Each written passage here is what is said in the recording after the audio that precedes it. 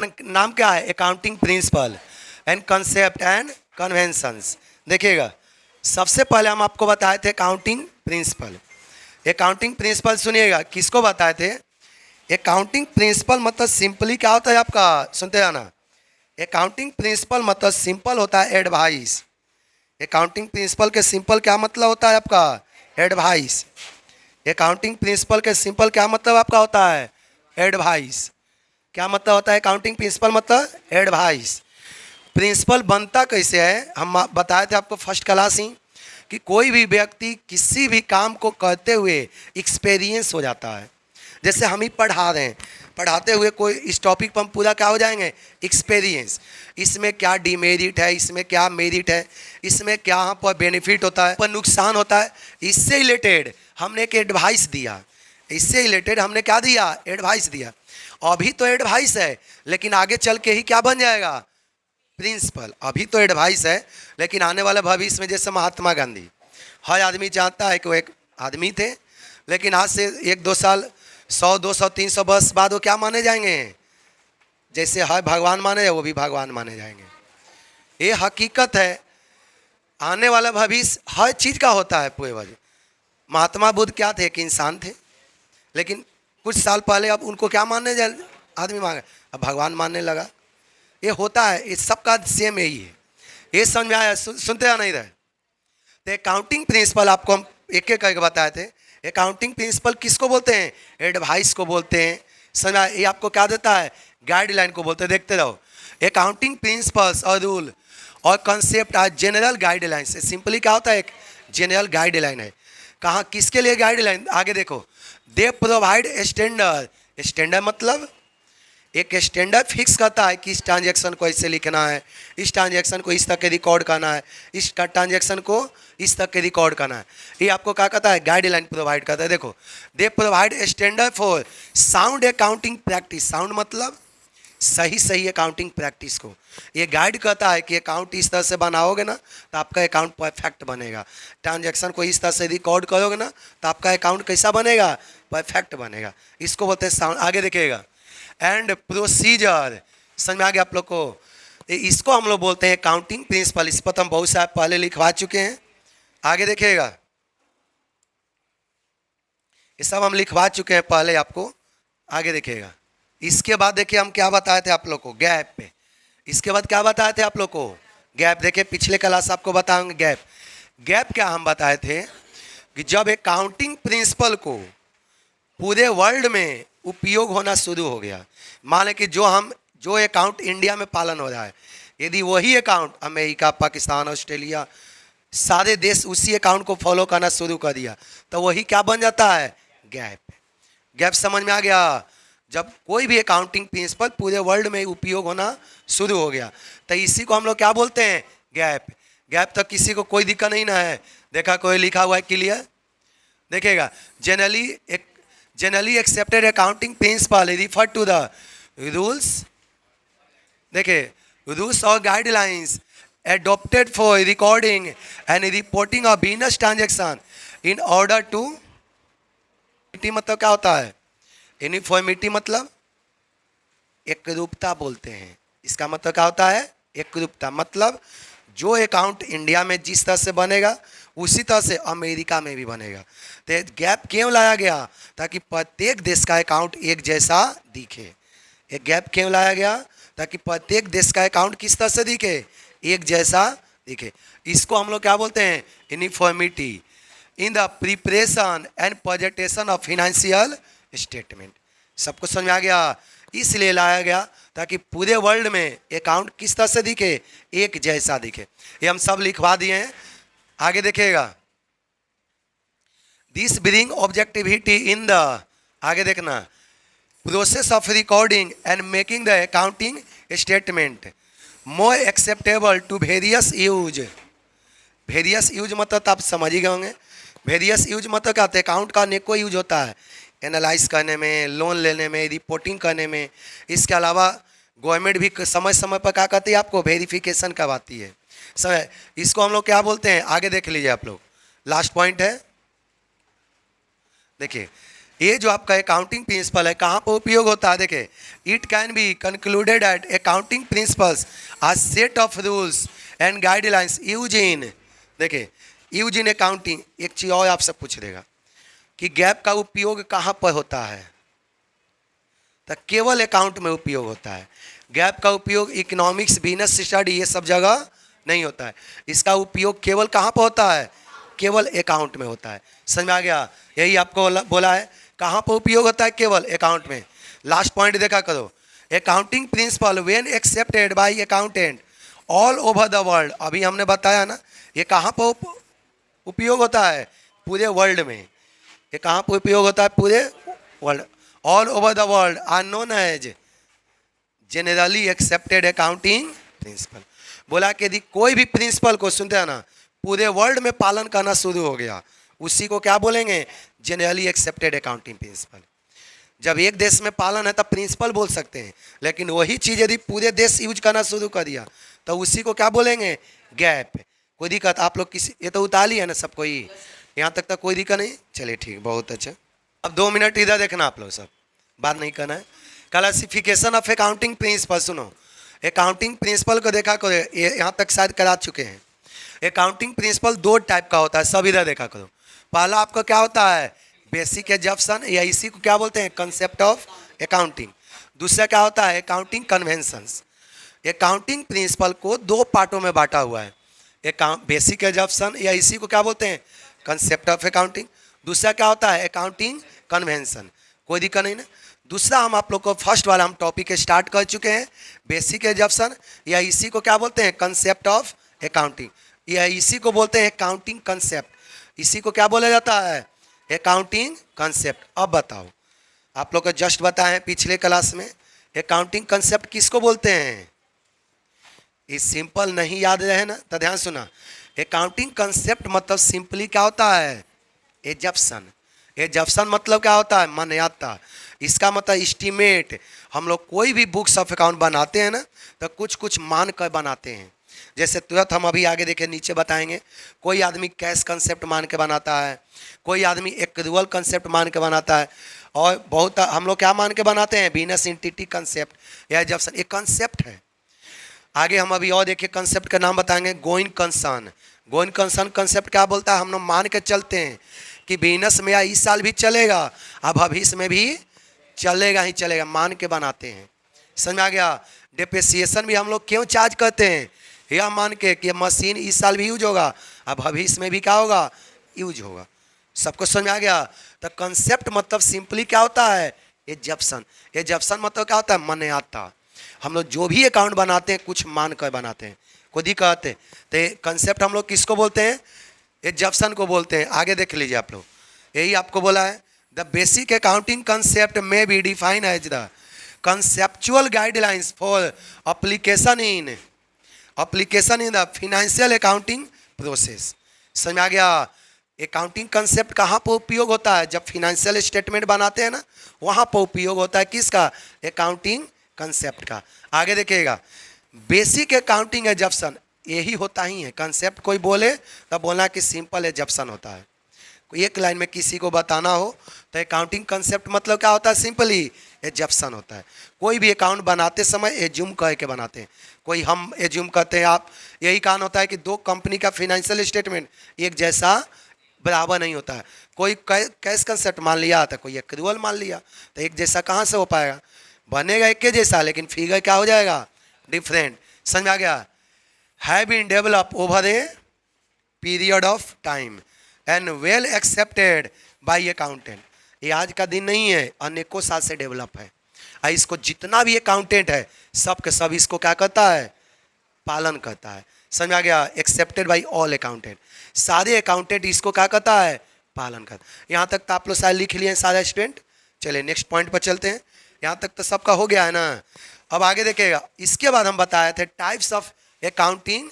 देखिए यहाँ पर लिखवाए थे, following are the basic accounting concept. चलिए यहाँ से पहला टॉपिक ये लिखवा चुके हैं, फर्स्ट वाला।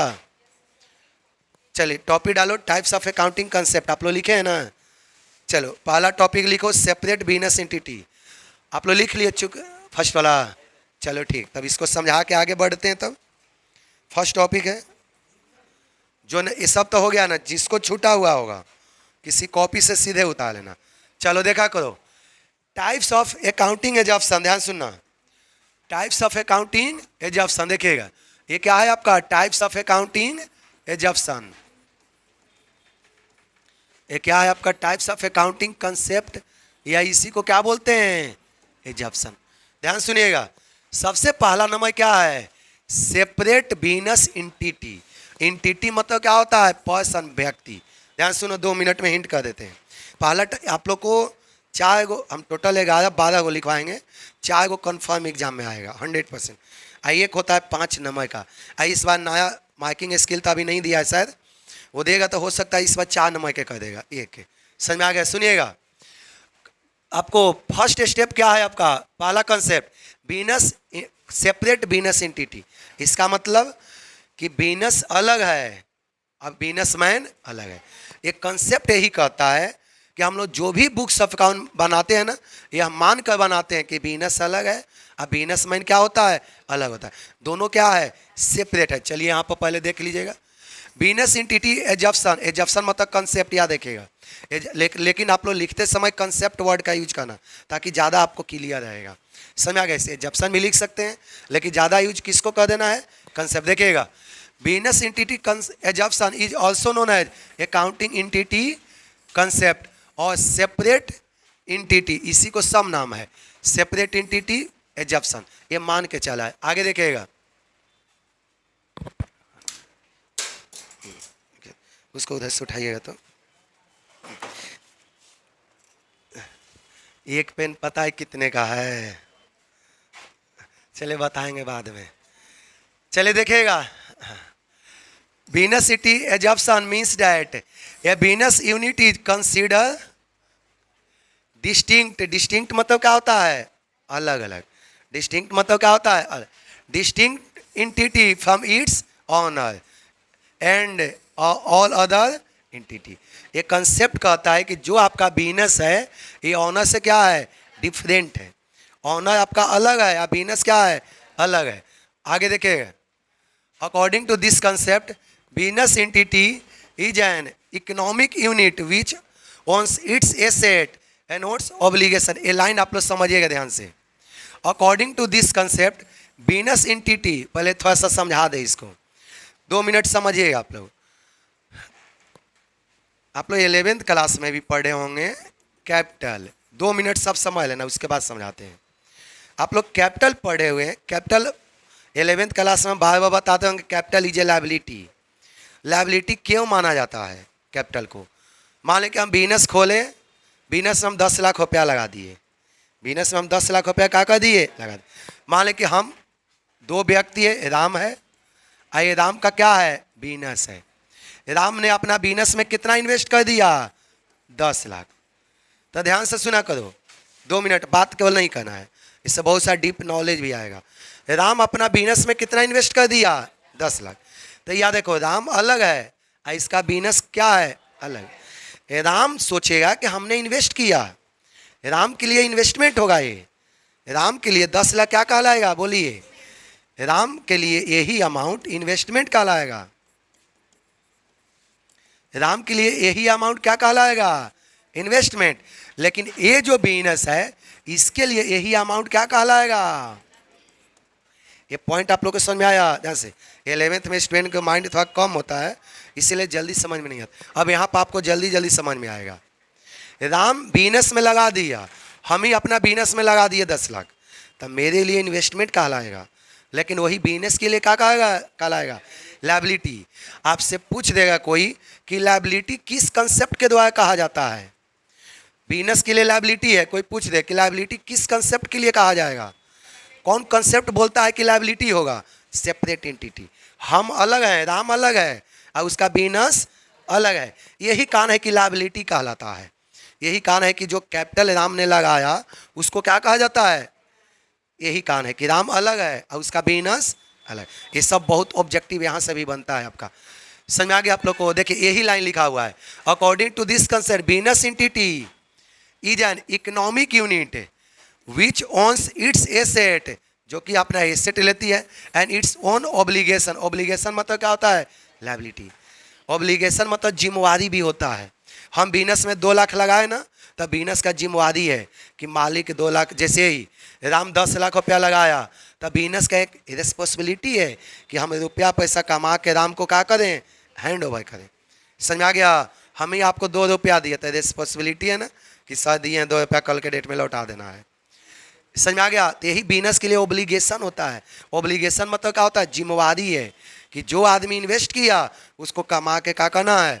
वापस करना। तो आप लोग को बिजनेस एंटिटी कंसेप्ट सबको समझ में आ गया है ना? इसका सिंपल मतलब होता है कि business and businessman both are separate person. Business अलग होता है, उसका मालिक अलग होता है। ये तो हम पूरा पहले आप लोग को पूरा डिटेल से लिखवा चुके हैं। नेक्स्ट पॉइंट पर चलिएगा, देखिएगा। सेपरेट एंटिटी में केवल उसी ट्रांजैक्शन को रिकॉर्ड करेंगे जो किससे रिलेटेड है? बिजनेस से। जैसे देख लो, all transaction of business are recorded in books of business from the point of view of the business. समझ में आ गया? एक last line, proprietor treated a creditor to the extent of his capital. बताएं कि जितना रुपया बिजनेस में प्रोप्राइटर लगा देता है उतना तक को क्या माना जाता है? क्रेडिटर। उतना तक को क्या माना जाता है? आपका क्रेडिटर। लास्ट पॉइंट देख लीजिएगा। ये जो सेपरेट एंटिटी कंसेप्ट है कुछ कुछ जगह पर लागू नहीं हो पाता। जैसे सोल प्रोप्राइटर में लागू नहीं होता है, और दूसरा कहाँ पर लागू नहीं होता है? पार्टनरशिप में लागू नहीं होता। क्यों? क्योंकि इन दोनों का लायबिलिटी क्या होता है? इन लोग का अनलिमिटेड हो जाता है। अनलिमिटेड मतलब पता है ना कि यदि बिजनेस के प्रॉपर्टी से लायबिलिटी नहीं चुका पाते हैं तो जो मेरा प्राइवेट प्रॉपर्टी है, घर द्वार, इसको भी बेच के क्या करना होगा? चुकाना होगा। पता है? जाना। जाना मतलब चलते रहना। सब समझना इसे, ताकि एक के बार में याद हो जाएगा। घर में रटने के कोई आवश्यकता नहीं है। इसको ध्यान सुना। हम लोग कोई भी बिजनेस करते हैं, चाहे छोटा बिजनेस हो, चाहे बड़े बिजनेस हो, चाहे किसी तरह का बिजनेस में, यह मान के चला जाता है, सुनो, कि बिजनेस इस साल भी चलेगा और भविष्य में भी चलेगा ही चलेगा। बताओ कि कोई भी व्यक्ति यह मान के बिजनेस करता है कि हम बिजनेस कंपनी खोलने जा रहे हैं, बस इसी साल में, अगला साल मेरा कंपनी ये डूब जाएगा, ऐसे कोई सोच के चलता है? ये कभी कोई सोच के चलता ही नहीं है। यदि कोई सोच के ऐसा चलता ना तो कोई किसी को उधार पर सामाने वो नहीं देता, या नहीं बैंक भी उसको लोन देता। ऐसा यदि मन में बैठ जाए तो बैंक आपको लोन देगा? बैंक लोन क्यों देता है? ताकि इसका कंपनी लंबे समय तक, बैंक को यदि लग जाए कि इसका कंपनी अगला साल डूब जाएगा तो बैंक इसको लोन देगा? कभी। क्रेडिटर आपको उधार पर सामान बेचेगा? कभी नहीं। तो एक कंसेप्ट क्या कहता है कि बिजनेस इस साल भी चलेगा और फ्यूचर में भी क्या होगा? चलता ही रहेगा। सबको समझ में आ गया? तो इसको हम लोग बोलते हैं गोइंग कंसर्न कंसेप्ट। देखा करो, गोइंग कंसर्न कंसेप्ट, कंसेप्ट को ही क्या बोलते हैं? एजप्शन। याद रखना आप लोग, कंसेप्ट को ही क्या बोलते हैं? एजप्शन। देखिएगा, going concern assumption means that business will have infinitive life. बोला कि बिजनेस का लाइफ कैसा होता है? Infinitive life, unless there is an evidence to the contrary. इसका मतलब होता है कि उसका, जैसे unless there is an evidence to the contrary, इसका मतलब कि मान लें कि कोई आपका बिजनेस कोई गलत काम कर दिया, तो कोई सूट फाइल कर दिया जिसकी वजह से बंद हो गया, वो सबको छोड़कर अचानक बिजनेस नहीं चल रहा है तो सब आदमी मिल के उसको क्या कर दिया? बंद कर दिया, तो वो अलग चीज़ है। लेकिन जनरली बिजनेस का लाइफ क्या होता है? अनलिमिटेड होता है। वैसा कुछ हो जाए, मान लें कि पार्टनरशिप है, अचानक एक पार्टनर इंसॉल्वेंट हो गया तो बिजनेस तो बंद हो जाएगा। समझ आ गया? तब बोला कि वो सब छोड़कर जनरल रूल क्या है कि बिजनेस आपका इस साल भी चलेगा और भविष्य में भी चलेगा। ये इसका जनरल रूल है। ये लाइन सबको समझ में आ गया? अगला पॉइंट देखिएगा, it means that business enterprise will continue to exist in the foreseeable future. Foreseeable future किसको बोलते हैं? 5 साल 10 साल को बोलते हैं फोर्सिएबल फ्यूचर। फोर्सिएबल फ्यूचर किसको बोलते हैं? समझ आ गया? 5 साल 10 साल आगे को पीरियड को क्या बोलते हैं? Foreseeable future. कोई दिक्कत है इसमें? तो कोई दिक्कत। आगे देखिएगा, going concern assumption does not imply permanent continuance of the enterprise. Enterprise मतलब बिजनेस। बस लास्ट पॉइंट है, गोइंग कंसर्न कंसेप्ट कभी भी ये नहीं बोलता है कि बिजनेस आपका परमानेंट लाइफ है, ये बिजनेस है इतना आपको कोई नहीं कहता है। चलिए इतना उतारिए तो फटाफट। आपका थर्ड कंसेप्ट है मनी मेजरमेंट कंसेप्ट, या इसी को एग्जाप्शन बोलते हैं। ध्यान सुना, मनी मेजरमेंट कंसेप्ट क्या कहता है, अकाउंट में केवल उसी ट्रांजैक्शन को रिकॉर्ड करना चाहिए जिसको मनी के रूप में माप सकते हैं। हम क्या बोले, समझ आ गया? अकाउंट में केवल उसी ट्रांजैक्शन को रिकॉर्ड करना चाहिए which can be measure in terms of money. जिस ट्रांजैक्शन को हम लोग मनी के रूप में माप नहीं सकते हैं, या जिस ट्रांजैक्शन को हम लोग मनी के रूप में रिप्रेजेंट नहीं कर सकते हैं, उसको बुक्स ऑफ अकाउंट में रिकॉर्डिंग नहीं करेंगे। जैसे मान लें कि सुबह उठ के आप ये पूजा किए हैं, तो दुर्गा माँ कितने का आशीर्वाद दी है, बता सकते हैं? नहीं, तो इसको अकाउंट में रिकॉर्डिंग नहीं होगा। सुबह उठ के हमने एक्सरसाइज किया है, 2 फील्ड के 2 चक्कर लगाए हैं, तो मान लो कि एक्सरसाइज किए तो कितना रुपए के किए हैं, नहीं पता चलेगा, तो इसको अकाउंट में रिकॉर्डिंग नहीं करेंगे। समझ में आ गया? तो जिस ट्रांजैक्शन को मनी के रूप में नहीं माप सकते हैं, उसको अकाउंट में रिकॉर्डिंग नहीं किया जाएगा। कोई दिक्कत? देख लो, बहुत आसान है। देखिए, money measurement assumption means that only those event और fact which can be express in terms of money are recorded in books of account. बोला कि जिसको मनी के रूप में एक्सप्रेस कर सकते हैं, एक्सप्रेस मतलब दिखाना या मापना, जिसको मनी के रूप में दिखा सकते हैं या माप सकते हैं, केवल उसी को अकाउंट में क्या करेंगे, रिकॉर्ड करेंगे। पॉइंट समझ आ गया आपको? आगे देखिएगा, कंसिक्वेंटली दोज इवेंट्स और transactions which can not express in terms of money. बोला कि वैसा ट्रांजेक्शन जिसको मनी के रूप में एक्सप्रेस मतलब दिखाना या रिकॉर्ड करना, जिसको मनी के रूप में मेजर नहीं कर सकते हैं, do not find place in books of account, उसको बुक्स ऑफ अकाउंट में स्थान नहीं देंगे। बस इतना उतार लो, बाकी नेक्स्ट क्लास।